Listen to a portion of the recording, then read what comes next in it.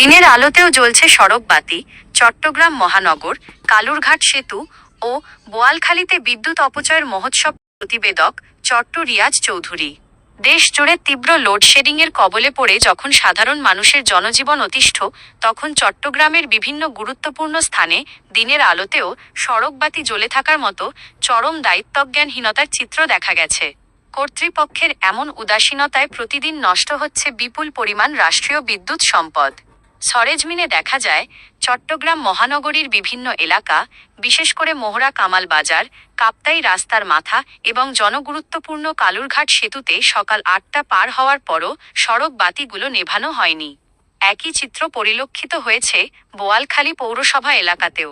পাল্লা দিয়ে সরকারি অফিস, আদালত এবং গ্রাম ও শহরের বিভিন্ন পয়েন্টে দিনের আলোতেও সড়ক বাতিগুলো জ্বলছে আপন মহিমায়।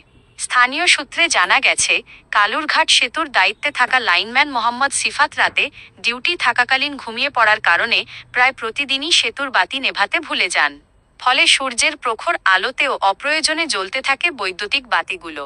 বিদ্যুতের এই অপচয় এমন এক সময় ঘটছে যখন সাধারণ মানুষ বিদ্যুৎ সংকটে হিমশিম খাচ্ছে।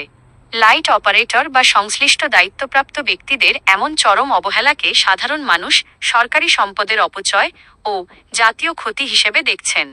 বিদ্যুতের এই অপচয় রোধে এবং জ্বালানি সাশ্রয়ে সচেতন নাগরিক সমাজ জ্বালানি মন্ত্রীর সরাসরি ও জরুরি হস্তক্ষেপ কামনা করছে।